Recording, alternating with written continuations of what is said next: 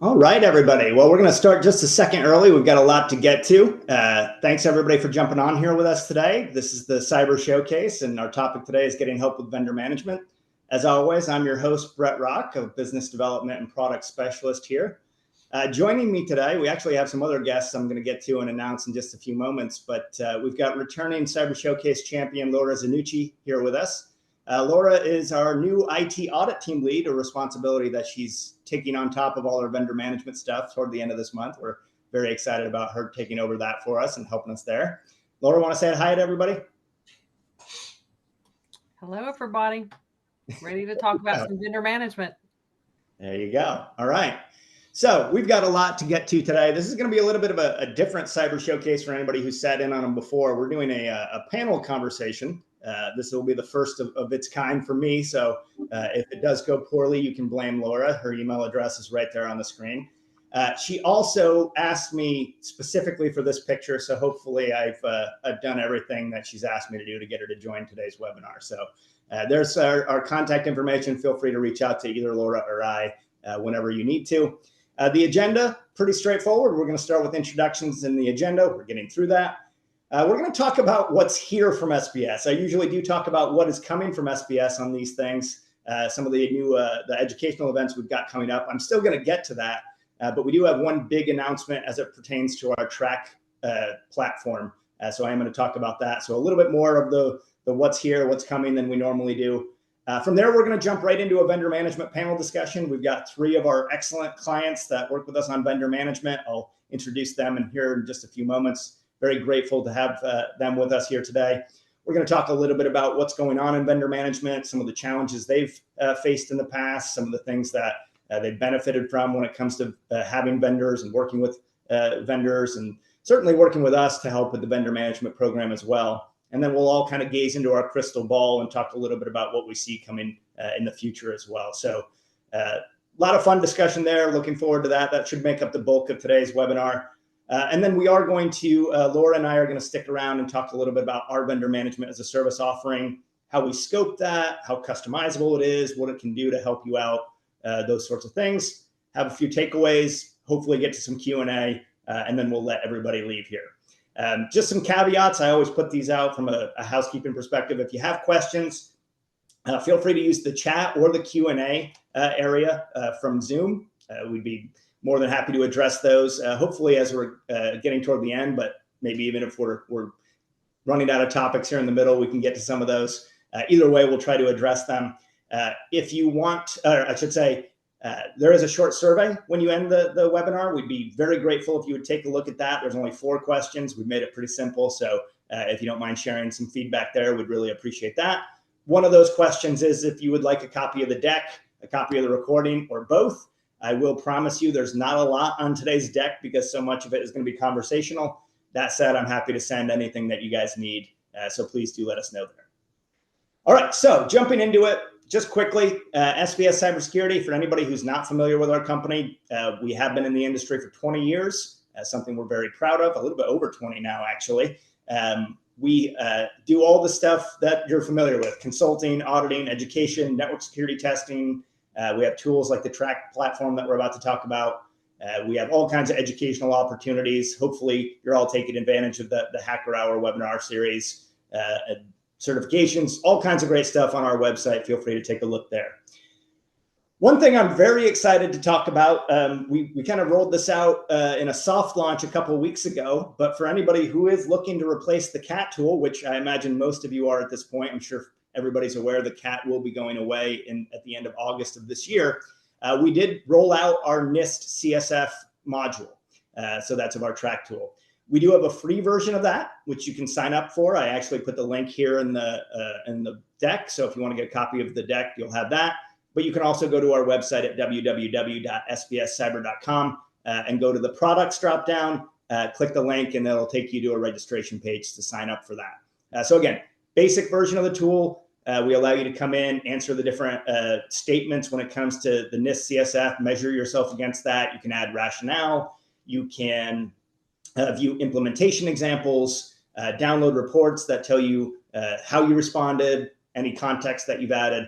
So it should be a really helpful tool in that regard. We do have a premium version of the module as well that is licensable, that adds some additional functionality, including setting target levels that you want to meet. You can measure yourself against those. You can add flagged items, so you can make sure that you're keeping tabs on anything that maybe you're answering no to, or you want to review later on, or whatever the case may be. But there are some really cool bells and whistles there as well. We also have a tool coming in hopefully in the near future, April timeframe. We're looking for being able to transfer anybody who has the CAT filled out in track, being able to map your answers to the NIST module, the premium version of NIST. That takes about 30% of the NIST survey, so you'll get a pretty good leg up there. So again, if you're interested in signing up for the basic free version, feel free to head to the website. If you're interested in learning more or getting a demo of the premium version, feel free to reach out to me. Happy to help with that as well. So very excited about that. Brand new module. We think it's going to be very helpful as you start to think about what's next. We also are working on a CRI profile module that we hope to have by the summer. That's a potential replacement. And then we're looking at ASET and a few others as well. What's coming from SBS? First of all, we've got this week or next week, Dylan Smith on our network security team is going to be talking about network security in 2025.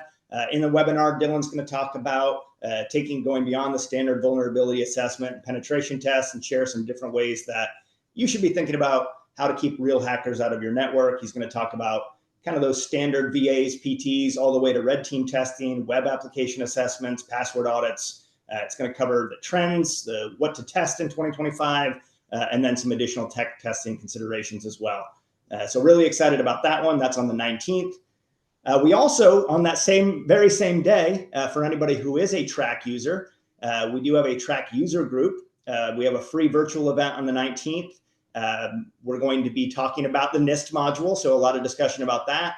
We are also going to be rolling out the first wireframe of the CRI profile module. So we don't have it ready for anybody to use yet, but we will be showing it off for the first time so you can take a look at it and see what it might be able to do going forward. Very excited about that as well. I'll also be hosting a panel on that. So if you haven't gotten tired of me, you'll get more of me there. And I apologize in advance for that. So for anybody who's a track user, that track user group is coming up on the 19th as well. We do have our hacker hour coming up later this month. That's going to be Cole and Nick talking about, again, the NIST cybersecurity framework as a possible replacement for the CAT. So we're getting a lot of that in here. And then finally, next month, we have Cody Delzer on our consulting team. He's going to be talking about the Big Four IS risk assessments. So that should be a great one as well. Again, if you want to get a copy of the deck, you'll have all the links to these things. Otherwise, you can visit the website at www.sbscyber.com. All right, so without further ado, let's jump into the vendor management panel. Again, I'm very excited about this. I apologize in advance if anything goes awry. This is all my fault, but I'm going to try to distribute the ball as well as I possibly can here. Our esteemed guests, we've got Jenna Parmater from Cedar Valley Bank and Trust in Vinton, Iowa. She's their information security officer and business development manager. Has been been a customer of ours for quite a while. Jay McLeod, Chief Operations Officer for Focus Bank in Jonesboro, Arkansas, and Dayla Reeswitz from the Stevenson National Bank and Trust in Marionette, Wisconsin. She's their AVP Bank Secrecy Act Officer. So kind of a cool and almost unintentional variety of topic experts here, but all of them do have to deal with vendor management as much as everybody else does on this call. So we think they're going to bring a lot of great information to this. We're really excited to talk to them about it. And with that said, we're going to jump into things. So let's start with kind of just vendor management in general. And before we get to our panel of experts, Laura, I'm going to actually start with you, get you involved really early on here. We talked last year at this time, basically, about what vendor management had looked like in 2024 up to that point. I guess I'll turn this over to you to start with. What does vendor management in 2025 look like? Is there anything that examiners are really focusing on? Obviously, we had the interagency guidance now that's 2 years old, or will be 2 years old in June. Still starting to feel some of that, I imagine. But why don't you level set what examiners are looking at and kind of what you've been seeing so far this year? So the two biggest things are, what do you do with complementary user entity controls?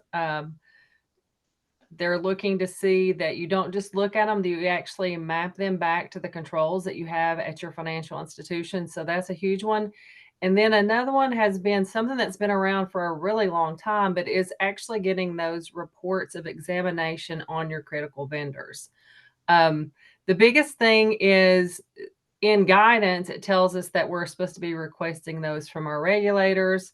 And sometimes our regulators point us back to the vendor, but the document actually is a confidential document, so they're not wanting to provide it. So the biggest thing I've told our clients is document it, request it from both the vendor and your primary regulator. And then that way you've shown your due diligence whether or not you get the report back. So that's the two hot topics right now. Yeah. So I know one that we've also come up with as we've been talking to some of our customers is kind of the need to look at some of our less critical vendors, or at least the vendors that we might not think to be quite as critical. I know you've worked with some of our current clients to kind of maybe even stretch some of our questionnaires to fit some of that stuff as well.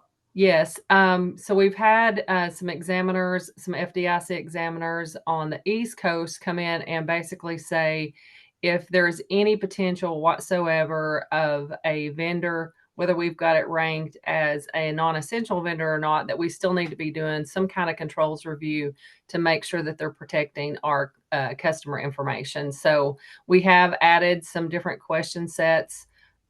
Because with Track, everything's extremely customizable. So we can do that. So we can go in and add those extra questions and keep it at a summary level. So it still doesn't put a lot of stress on the bank, but they can still actually, do the due diligence that's required. So Jenna, as an ISO on your side of things, anything from an examination standpoint, this year, last year, anything that's kind of caught you guys off guard, or anything that's surprised you that people have been looking at pretty carefully?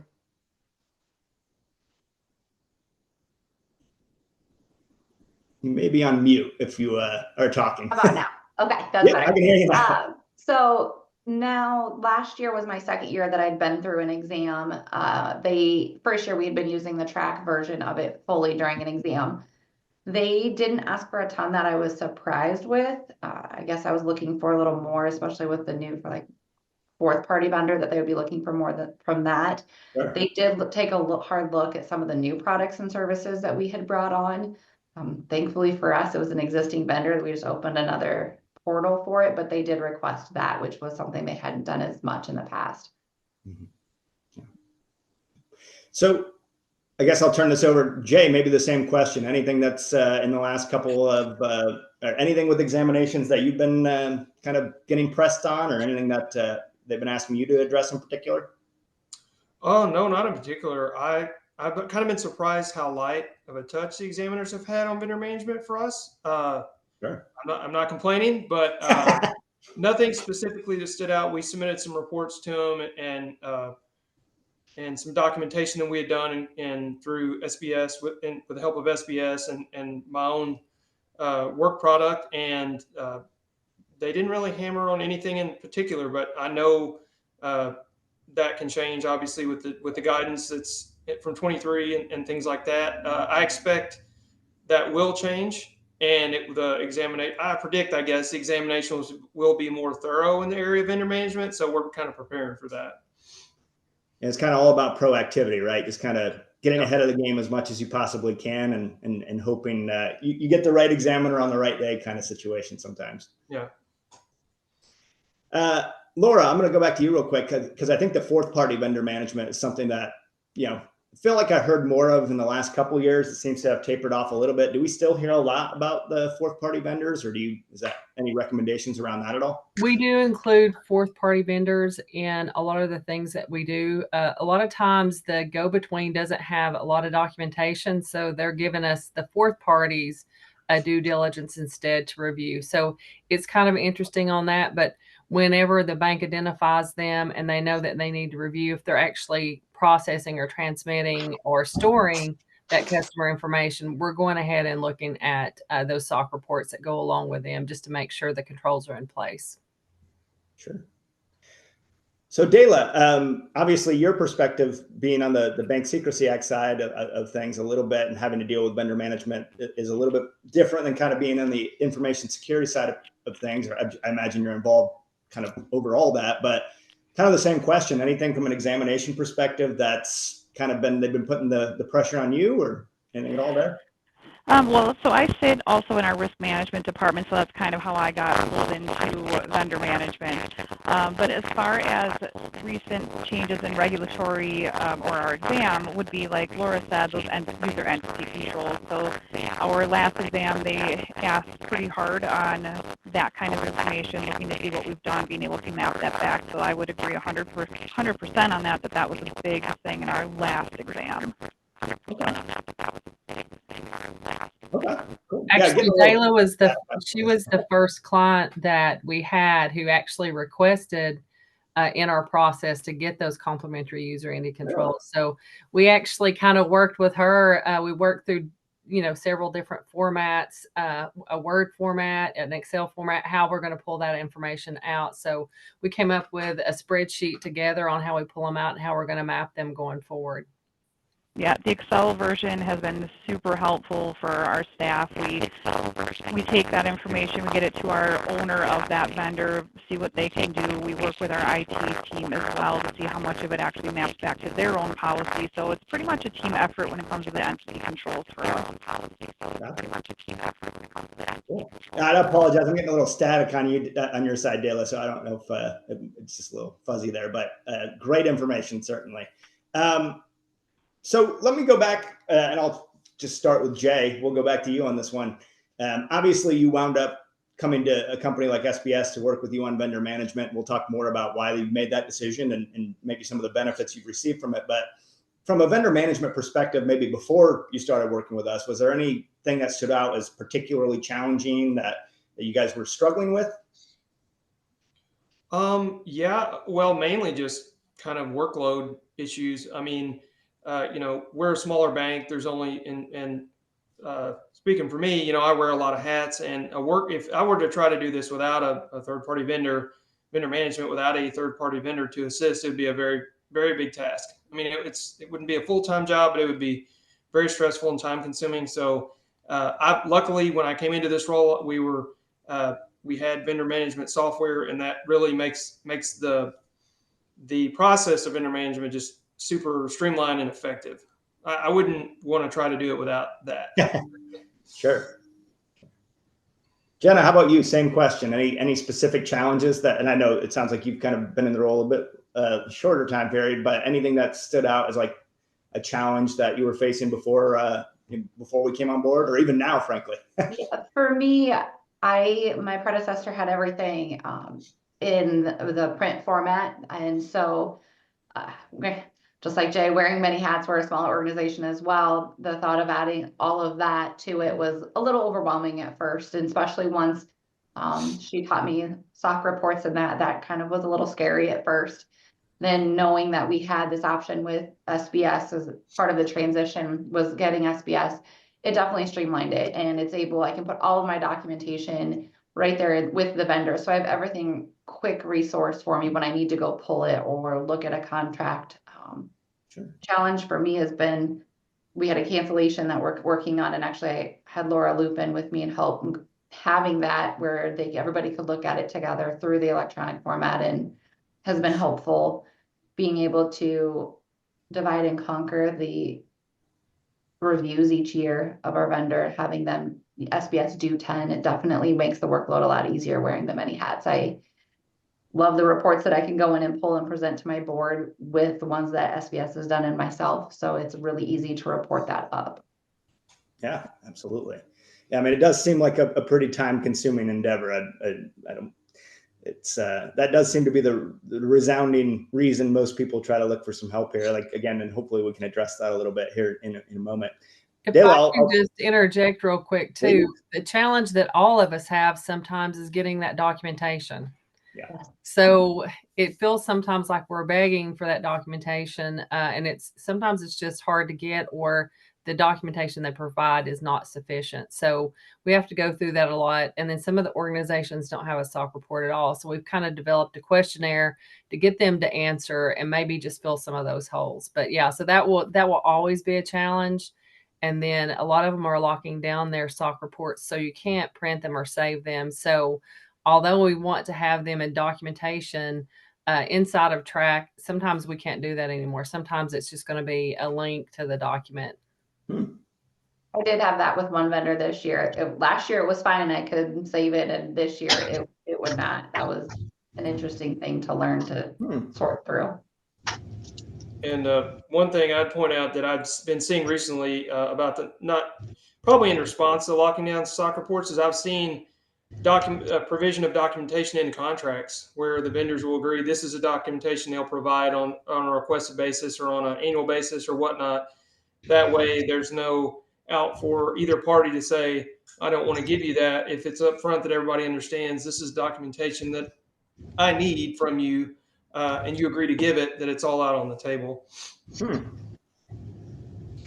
So, Laura, just following up on that point, I know the interagency guidance that came out in 2023 really kind of hammered home contract negotiation and working with the vendor before you get into a contract or signing a contract to make sure that you have the controls in place to feel comfortable.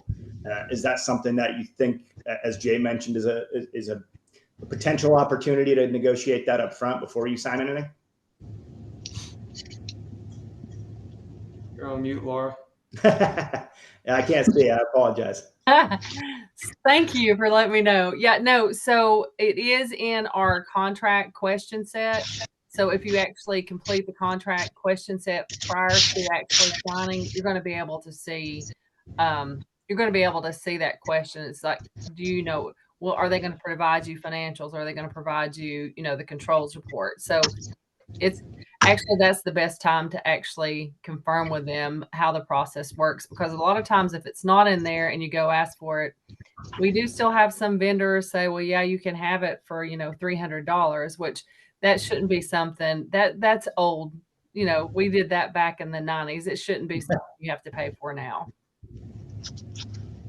So in addition to the time challenge, Dayla, is there anything that you've experienced that's been kind of a challenge from a vendor management perspective, either before you worked with us or after? Sure. I changed my microphone, so I'm hoping that it sounds better. So much better. Thank you. Good. So I would, like Laura, I kind of keep piggybacking off of her answer, but like you said, sometimes it really is getting that documentation. And for me, I manage our critical or our level 1 vendors. So for me, this is just my own issues. I think sometimes is that each vendor has their own way of how they want you to request the documentation. So trying to keep track of, okay, this one I need to email them, and this one you have to sign into a secure website. And now because I signed into their secure website, now I'm also getting all of their junk emails because now they think I use their software when really I don't. I just need their documentation. So trying to keep straight of that and making sure you have a living document of now they've changed. So we had one vendor, I would just contact them by opening a support case. Well, now I have to get access to their site, but they only give it for 30 days. And a lot of the stuff is read only, which also creates an issue too when we want to get that documentation over to SBS to review. So that's kind of my biggest challenge is trying to keep straight for myself sometimes of here's who I need to get a hold of and how. Yeah. Laura, I'm going to, again, I apologize, go back to you one more time here. I know we're going to talk about kind of our vendor management as a service offering later on, and documentation gathering as a part of that. Do you want to talk a little bit about what that means to us and how we try to do it? So what we do is we get an authorization letter from the financial institution, and then we have our reviews are on a schedule. So we usually take the vendors that need to be reviewed and spread them out over the year. And then we send the contact person that the bank has given us, we send them saying we need these documents to complete, the review. And then we actually attach the letter to it, and then we copy our contact person at the bank. And a lot of times it works really well. Like I did one earlier this week. I had the documents by the end of the day, the same day that I sent it, which is not common. So I must have just caught the person at the right time. So like I said, we will request it 3 times before we go back to the client and say, hey, they're not going to send it to us. A big issue recently that we've had as well is the third party will want us to sign an NDA, SBS. And that's just not something that we normally do. So we have to actually ask the client to request that information because they have an NDA already with the vendor, and we have an NDA with the bank. So so it all works out that way. But so that's kind of slowed us down on occasion too. So we try to make reasonable efforts as much as we can. We do the best we can. Gathering does seem to be the most frustrating part of this whole process, amazingly enough, at least from the feedback I get. And Right. we try everything we can to make that work as part of some of the options we offer.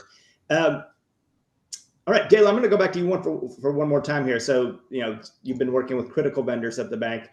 Kind of how has vendor management evolved in the banking industry in the past few years? I mean, obviously the interagency guidance I keep going back to kind of pull a lot of the things together about what they were looking for. But in your experience, what's changed the most about vendor management over time? Yeah, I mean, I started at the bank a long time ago. We'll just go with that. And when we first started in vendor management, we had a physical sheet of paper where we were doing a little risk assessment of the different categories of risk and probably getting financials into SOC. And there wasn't much review being done even of that SOC. It was kind of just check the box that we obtained it. So, fast forward with all the regulatory changes being that big thing here, now it's making sure that you have it now that document is expiring, making sure you stay up on that because it is becoming such a hot topic in those exams, making sure you're on top of those things because, what if something happens and you didn't do your due diligence? So really just that the regulatory changes that have come with it. Because like I said, it's a long ways from that one piece of paper to where we are now. And Jay, I mean, as an chief operations officer, I think you're probably well suited to address this as well. But it's not like we're outsourcing less stuff, right? As new products and services and solutions come out, in a lot of cases, we have to work with vendors. Have you guys experienced that at the bank? Oh yeah, for sure. I would say that we. I don't know if this is exactly answering your question, but it's the way I look at it. I use outsourcing and basically as a way to make my employees more effective. A lot of people forever thought outsourcing was, oh, we're going to buy this product or this service and we can eliminate our payroll or full-time FTE. But now I just look at it as how can I utilize these third parties to make my people more efficient and do their job more effectively. And also with it in mind, keep our data safe and help our customers and check all the boxes. But I that's my view on outsourcing. I use it as a tool to help people more than replace them, I guess. Yeah. Well, in a lot of ways too, community banks, I mean, if you want to be competitive, you do have to, sometimes you do have to offer things that For sure. you just can't manage in-house, right? It's stuff you're going to have to go and get a vendor to help with, because otherwise you might fall behind a little bit, and that can be a challenge as well. But then you're putting a bigger footprint out there. You've got more vendors that have more information, so it's kind of a double-edged sword. I always like to say there's a lot of benefits to using vendors, but obviously it does come with challenges as well. So let's move on to the kind of the cybersecurity and IT risks. And Jenna, I'm going to go to you on this one. And I don't know that I sent this as a prompt, so I apologize. I promise I'm not trying to rattle you here. But one of the things I see a lot of is when we're selecting a vendor or we're trying to decide, are we going to work with somebody new or bring on a new service or product? Sometimes the vendor manager is kind of the last person to hear about it. How does that work in your bank? Is it pretty collaborative, or do you guys have any rules in place or procedures in place to kind of dictate, if we are going to bring on something new or bring on a new partner or a new vendor, we have that process in place to review that? I like to think that IT and vendor management are collaborative because it's me for both. But sometimes it's when things have to act fast. A lot of times we had a situation where part of an exam platform was recommended and we kind of act fast on it. So trying to get the documentation quickly and making sure that the security from the IT portions were on both sides of it where it needed to be. For me, having track has been the most helpful because through my board, I was able to set our risk appetite for that type of vendor and see if it fell where we needed it to be, and anything where it fell short, I could ask those questions pretty quickly. So I think for my situation, it's a little different just because I do both sides of it, Sure. but I am able to kind of go back to the person requesting that product or that vendor and ask more pointed questions through what we have in track. Yeah, it always kind of felt like sometimes the wild, wild west when it comes to vendor selection, that, it's so-and-so wants to use a new partner. So they find a vendor they want, they sign a contract, and then they send it over. It sounds like that's not necessarily the case for you, which is awesome, but that does seem to happen sometimes. And it always kind of boggles my mind. And again, I think the guidance that I keep going back to does really put out there how important that vendor selection is as a kind of a control, really. So it does. And we put along with that, we have a change management process that sets forth like how many vendors they need to look at and what specific documentation needs to be back. So I think that helps. It's not perfect by any stretch of the imagination. There's still times that something falls through, but it is helpful. Back in 2015, I was an ISO at a bank, and the president walked into my office and threw a contract on my desk, and he goes, "Oh, you might want to do some due diligence on this because we just signed the contract." So, but with the new guidance, they basically say get it right up front. Yeah. So they're asking us to do much more in the selection process than they ever had, and the monitoring is second, kind of in that document, but selection was really what they focused on. Yeah. And I mean, just again, from kind of anecdotal evidence and things you read, right? It's, if you don't get it right the first time, changing a vendor can be pretty hard, especially if it's one of your more expensive ones or the ones that are more resource reliant or heavy. So, Laura, what are some red flags you typically see, as you're going through like a selection process or even a review of a vendor, frankly, that might cause some red flags or something that might cause you to put them on a watch list even, or just keep a closer eye on them? So we place them on the watch list if they've gotten a unsatisfactory report of examination, which has happened recently with some of our critical vendors that we review. If their financials continue to be deteriorating, we will put them on there. And then if we get a SOC report that's got a tremendous amount of findings on it, even if they've given management responses, but we have some that actually, they continue to have repeat findings and a lot of things on there. And then if we get a qualified opinion on a SOC report, that's an automatic watch list, because it used to not happen that often, but in the past, in 2024, we actually did receive 3 that were qualified opinions. So that's kind of a big deal as well. So for me, not being an expert on vendor management, what does that mean, a qualified opinion? So that basically means they're saying, oh, you're okay, but it's not good enough. That's the simplest way to say it. They're literally qualifying their opinion. I like it. Yes. So they're saying, yeah. So, and it usually, I mean, it's something I think that the firms that complete SOC reports don't take it lightly. And if it's something that can't be remediated immediately when the SOC review is going on, that shows you that there's a bigger issue. Sure. Yeah. Dayla, anything that from a red flag perspective that kind of automatically puts you on guard when it's either looking at a vendor for a selection process or even one that you currently work with? Yeah, I think for me, I think it was last year, maybe even the year before.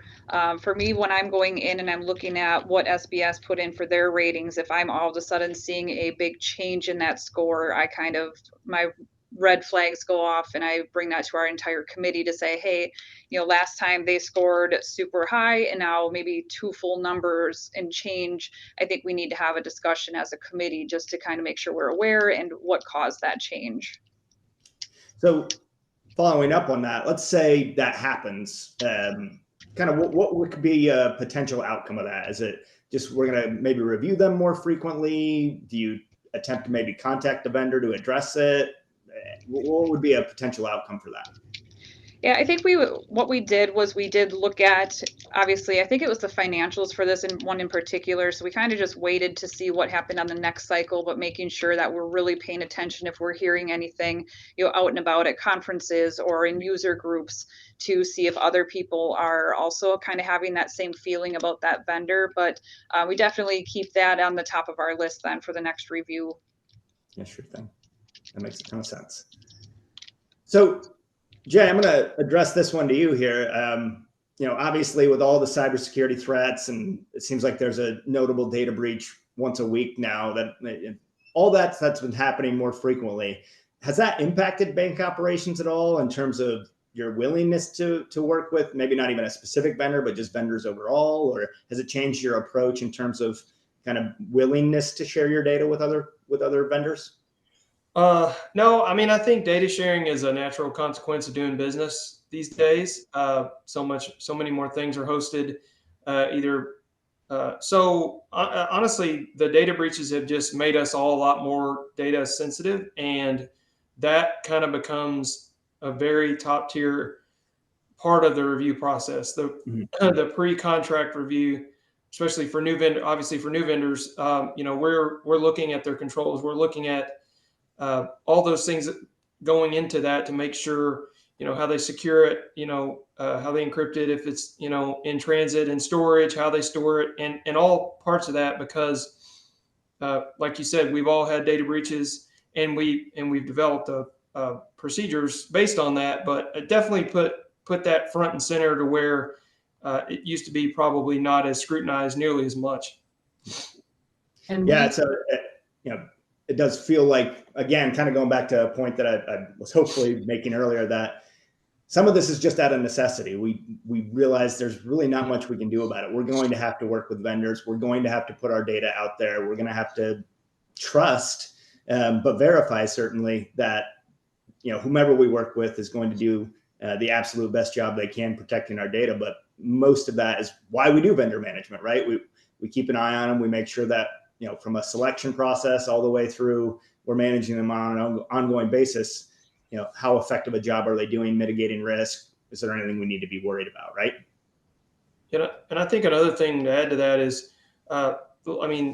third-party sources, simple Google searches and things like that can reveal a lot about a potential vendors' run-ins with breaches and their subservice organizations. If you get a SOC report pre-contract, you can see who they do business with, and you can dig into that and say, look at these companies, because we've had a few of those come up with us. It's not our vendor, it's the fourth party vendor that had a breach, and it made its way back up to us, and we weren't affected, luckily. But looking at those fourth party vendors, as for any vendor we share data with, we look at their fourth party vendors to make sure if they're sharing data with them, how they all handle that, and make sure they at least have a clean record as best we can tell. That's what I was going to stress, is we really have got to start tracking those subcontractors, those fourth party vendors, because things are hidden in there, like MoveIt or CrowdStrike. So it may not be on the surface. You may think you're okay, but you really need to track who they're using. And then when something happens with their fourth party, you need to reach out to your vendor and say, what are you doing to make sure that our information is safe? Mm-hmm. Laura, what is an examiner's expectation when it comes to fourth parties? Is there anything I don't really remember seeing that addressed as much in some of the guidance I've read. What is the expectation of us from an examination perspective? I don't know from an examination point. I just know from a practical business standpoint, we just need to know that. So I don't, and they're probably thinking the same way that we are, that you need to understand who those vendors are. And if something happens, that you're doing some kind of action to make sure that everything is okay. I got to imagine your data is your data, no matter if it's where it's at. Yes. Yeah. One person or the next. Right. Right. So let's move on a little bit. So now all three of you on the call, and then Laura, who is the architect of our program, are very familiar with our vendor management as a service offering. I'm going to start. I'll go back to Jenna on this one. It sounded like you kind of inherited this a little bit, but what did prompt your bank to kind of think about, we need to get help with this? Was there any in particular impetus to say we need to find somebody to work with us on this? Honestly, I feel like it was just continuing to grow. I feel like there's more guidance comes out, there's more vendors as you continue to grow. So as we've grown as an organization, and like Jay said, it's kind of part of doing business. You have vendors, and there's more and more, which means more documentation and what is the best option, and keeping that documentation, tracking it, really monitoring your vendors, in one central location. I think that was a big part for us, is trying to streamline some processes as the workload continues to grow, just the nature of where we're at least in our life cycle as a bank. Mhm. So that was a big leap in it. And my predecessor thought that that was something that needed to change as well, because it was her taking different classes she had learned in managing vendor and how do we make it better and be more proactive versus a reactive situation. And so that's what prompted us to start with SBS, and then including the vendor management part of it, getting more in depth and in the weeds than what we were doing in the past. We realized that we needed to be doing more. Yeah. Yeah. The maturation of your program as you grow, right? How critical that can be. Gayla, I'll ask you the same question. Was there anything that kind of spurred it to say, okay, we might finally need to reach out to somebody to get some help here? Yeah, I think for us, we also hit that point where we were growing and our IT staff wasn't necessarily getting any bigger. So to, have our IT staff sitting and looking at all of those SOCs for our critical vendors just was not feasible any longer. And that's kind of when we said we need to get some help. Let's get a third party in here to help us with that task. So kind of obviously most companies or banks that we're working with or credit unions, whomever it might be, we're doing some level of specific vendor reviews, critical vendors, maybe some level 2s. In addition to that, I imagine you hopefully feel like you've got somebody in Laura or Richard or Casey that you can kind of bounce ideas off of and get feedback from. Is that kind of how that relationship has worked?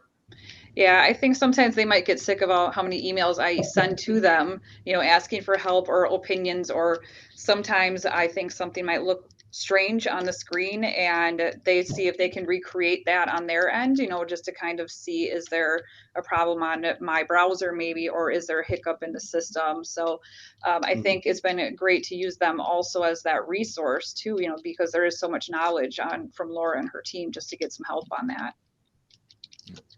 I would absolutely jump on that for sure. What's that?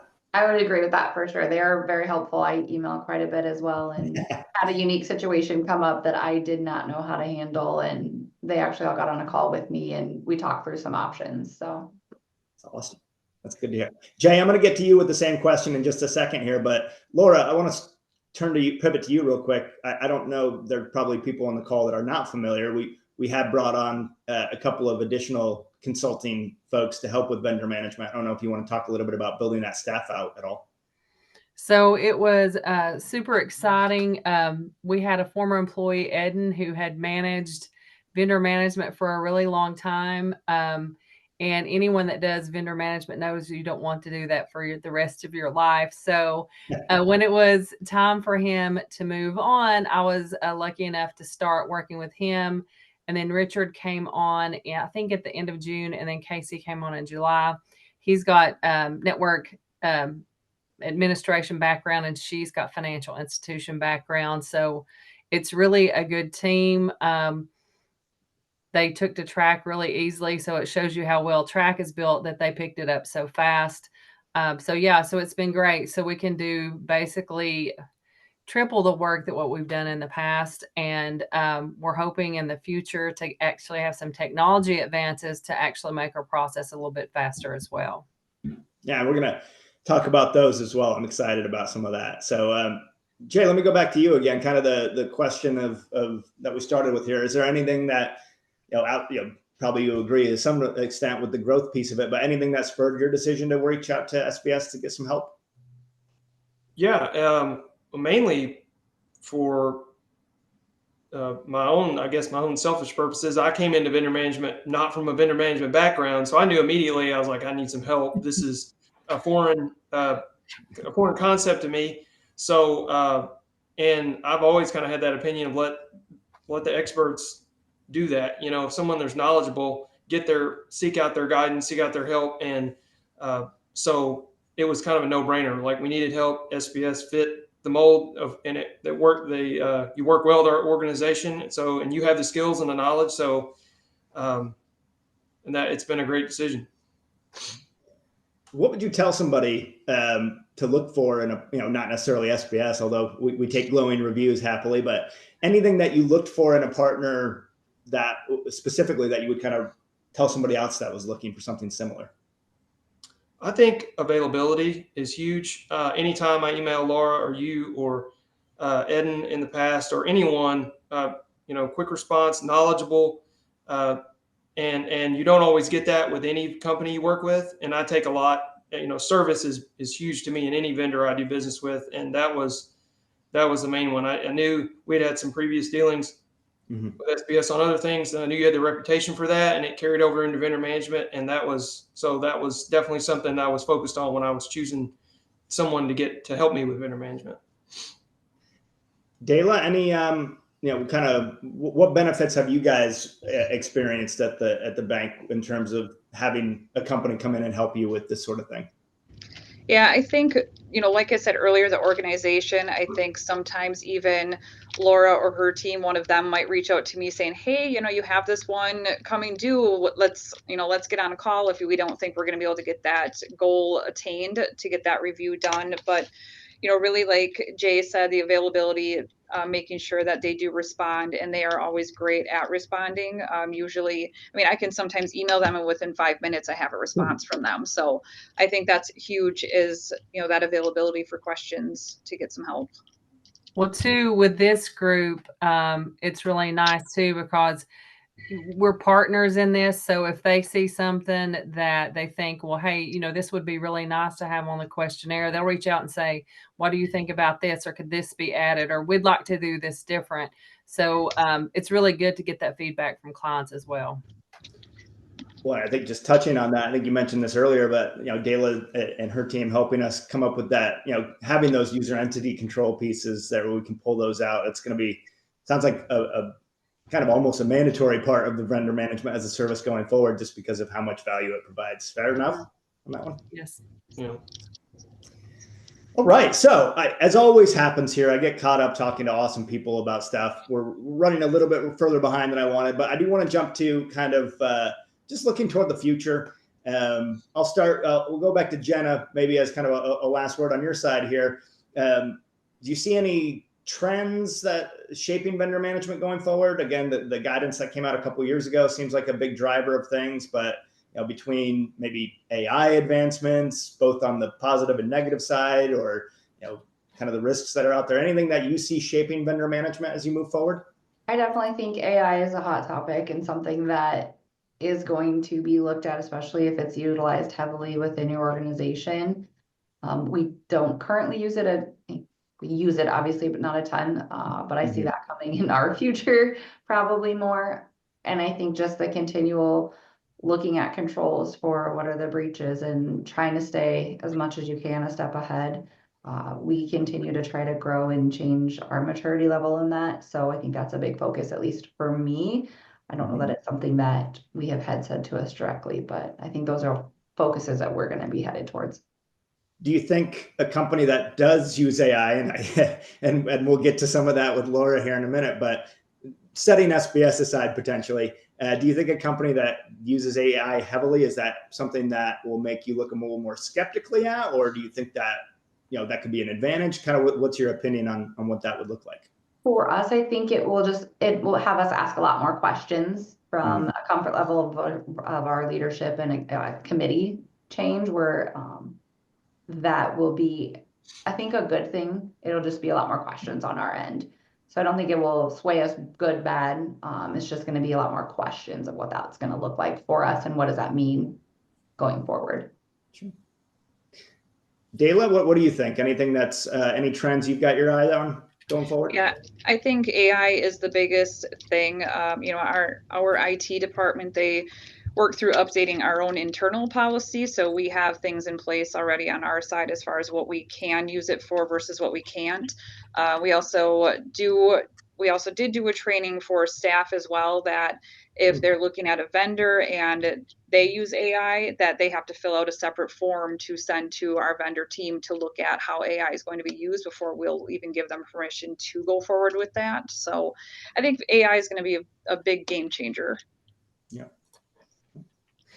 Okay. Well, what do you think? Anything AI included, but anything else? Any trends you see that's going to kind of shape how you guys are operating from a vendor management perspective? Outside of AI, I don't see anything major. I mean, that is a hot topic, but it's and for us specifically, thinking about the future, it's definitely we're going to do business with companies that use AI. So it's just evaluating their controls and making sure that we know, and I go again to the fourth party vendors. You kind of have to keep going down the ladder of your third party vendors use AI and their vendors use AI. Yeah. And how are their controls? Because, once that data is on an AI server, I mean, it's on, it's not necessarily confidential anymore, your customer's information. So I think that will be the big one, rightly so. It's just another right up there. I think that's going to be a big one. I'm going to try this. I don't know how good this is going to work, but I'll put it out there as an open-ended question. Do any of you work with any companies that currently are pushing AI pretty heavily? Obviously, everybody's pushing AI pretty heavily, but anybody that you've, any vendors that you've had to really have big discussions with yet? Maybe Dela, I'll start with you. Anybody that fits that bill? Yeah, I mean, I think for our BSA software, they use a lot more machine learning than they ever did for a lot of their stuff. But other than that, I think that's the one that comes top of mind for me is our BSA software. And has that been more beneficial, or is it something that you guys are? It's been beneficial because now that software actually kind of keeps those trends for the customers themselves instead of, just that one, like everybody doesn't fit that same profile for alerts and things. So the machine learning has been great on the BSA front. That makes sense. Jenna, any vendors on that side for you in terms of AI usage? Not anything major that's, concerning for us at this point. I have a feeling it's probably coming in some way. Probably sooner rather than later, right? So yeah, right now, no. Yeah. Jay, anybody that comes to mind? We've recently signed with a vendor that utilizes it, looking to sign with another one, but I also find myself looking back through our existing vendors and just looking generally how they do business and how their models work.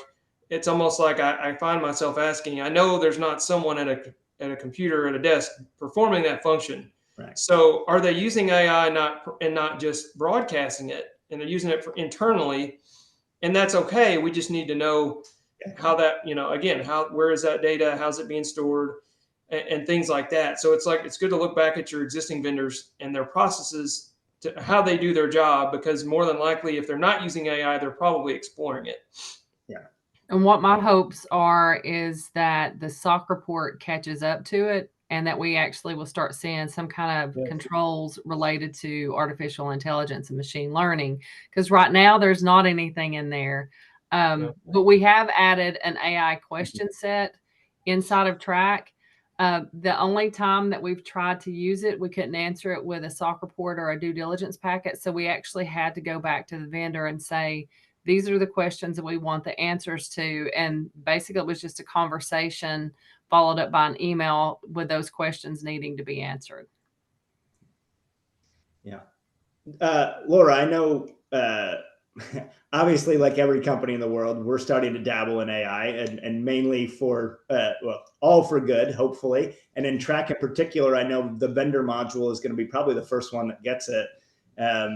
Anything that you're excited about that you think some of the stuff we'll be using it for could be really beneficial for people? So at some point in time this year, AI will be rolled out for vendor management. My hopes would be that it'll take a 3-hour SOC review and make it at least an hour, So the whole thing with in general with AI, the biggest thing is getting the right question, the right prompt to actually look at those documents. So we have high hopes that it's going to actually speed that process up for not only us, but for our clients as well. And you're talking specifically in Track, right? So inside of Track, yes. The Track vendor management module will have access to, by the end of this year, an AI tool that will help do reviews and answer questions and things like that, which, again, I mean, I can see people's reticence. We will have the ability to turn that off. So it's not going to be a mandatory thing by any stretch, but I do think that's going to go a long way in making that tool more valuable even than it already is. So Jay, Jenna, Dayla, thank you so much. You guys are awesome. We went longer than I promised, so I hope I didn't ruin anybody's day here. Laura, you and I have just a couple of minutes left, but I do want to kind of give you the floor here a little bit. Obviously, we're very proud of our vendor management as a service offering. We think it fits a need in the industry. Vendor management is not fun. I don't know that I've met anybody that likes doing it or grew up their entire life saying, I can't wait to do vendor management someday. Those people probably exist, so I apologize. I don't mean to slander anybody. But again, it is an extremely, extremely important thing to do, which we've talked about throughout today's conversation. What can you walk us through a little bit of how we scope out a program like this, what questions we consider, and maybe kind of what you think the benefit of a program like ours is for people? So what we do is the first thing we do is make sure that when they're inside of track that their risk assessment is accurate. So we're wanting to know who their critical vendors are, they're significant and they're non-essential, because that's really an important part because that drives everything that we do. So that would be the first step that we do. But then we just meet with the client, see what their needs are, get the information, are we going to collect documentation or not? Do you want the financial analysis done or not? So we just kind of go through that risk rating process at the very beginning. It is time consuming. So that's the best thing about outsourcing your vendor reviews is it's going to save you the time and then you're going to get quality information back. Yeah, I think one of the really cool benefits of our program in comparison to some of the others that I've kind of been able to witness a little bit is the customizability. And in fact, I would even say our old full service vendor management was pretty rigid and could be, we had a certain number of vendors we were going to do. And sometimes people would scramble to say, well, I guess I'll have you look at these guys too. The amount of customizability, the amount of flexibility we've built into the scoping process and how we customize an engagement based off of the needs of the institution or organization, that feels like a big outlier to me. Is that something you've kind of seen as well? It definitely is. Now they can pick what they want, how many they want. So if they want 3 done or if they want 50 done, we do both. So, do they just need a little bit of assistance or do they need to put the whole entire portfolio out for it to be managed?